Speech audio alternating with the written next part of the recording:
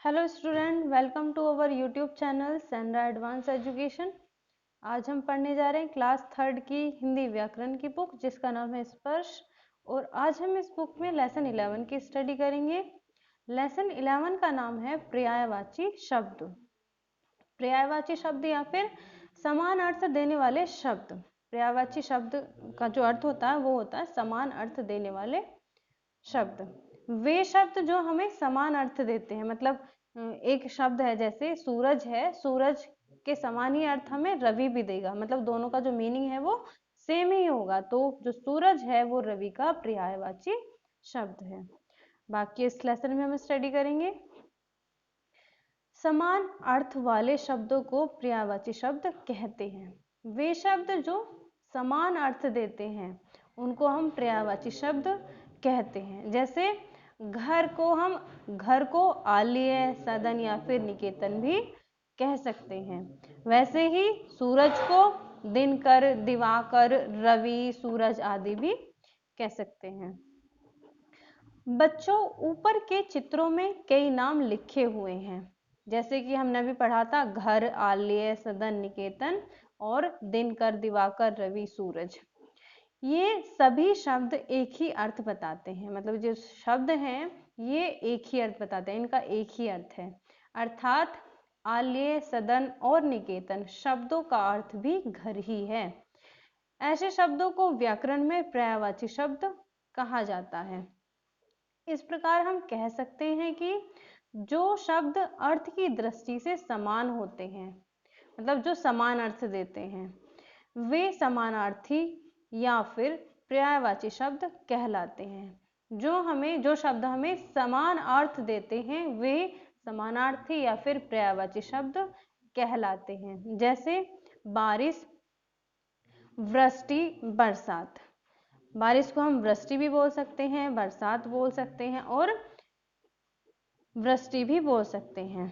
पाठशाला, गुरुकुल, मदरसा। विद्यालय को हम पाठशाला बोल सकते हैं और स्कूल बोल सकते हैं, गुरुकुल बोल सकते हैं। आदि शब्द हम विद्यालय के लिए, स्कूल के लिए प्रयोग कर सकते हैं। प्रत्येक चित्र के नीचे उनके समान अर्थ वाले शब्द लिखे हैं। जो नीचे हमारे सामने एक टेबल दी है, इसमें मतलब चित्रों के सामने नहीं, प्रत्येक चित्र, जो ये चित्र दिए गए हैं इनके सामने इनके समान अर्थ वाले शब्द लिखे हुए हैं। इस प्रकार एक शब्द के कई अर्थ हो सकते हैं। इन्हें ही हम पर्यायवाची कहते हैं। मतलब एक शब्द के कई सारे जो नाम होते हैं या जो कई सारे नाम होते हैं उनका सेम ही अर्थ निकलता है, समान अर्थ निकलता है, तो उनको हम पर्यायवाची शब्द कहते हैं। अब देखिए यहाँ पर ये पूरी टेबल दी गई है, इसको हम स्टडी करेंगे एक बार। जैसे इधर पर्यायवाची शब्द दिए हैं, ये इधर शब्द हैं, इनके पर्यायवाची शब्द दिए हैं। धरती को भू, भूमि, धरा कह सकते हैं। शरीर को देह, तन, काया, बदन। भगवान को प्रभु, हरि, परमात्मा, ईश्वर आदि बोल सकते हैं। आकाश, नभ, गगन, अंबर या फिर व्योम। आंख को नयन, चक्षु, नेत्र, लोचन। मनुष्य को मानव, आदमी या फिर नर बोल सकते हैं। किसान को हलवाहा, कृषक, खेतीहर आदि बोल सकते हैं। हवा को वायु, पवन, समीर बोल सकते हैं। दिन को वार, दिवस या फिर दिवा भी बोल सकते हैं। सांप को नाग, सर्प और भुजंग बोल सकते हैं। झंडा को पताका, ध्वज और केतु। अमृत को सोम, सुधा, पीयूष और अमीय। आग को अनल, पावक, दहन और अग्नि बोल सकते हैं। ऐसे ही उपवन को बाग, बगीचा, वाटिका बोल सकते हैं। राजा को नरेश, नृप, सुप और भूपति बोल सकते हैं। कमल को पंकज, जलज, नीरज और अंबुज बोल सकते हैं। वैसे ही चंद्रमा को शशि, चांद और राकेश बोल सकते हैं। सूरज को दिनकर, दिवाकर, रवि और मार्कट बोल सकते हैं।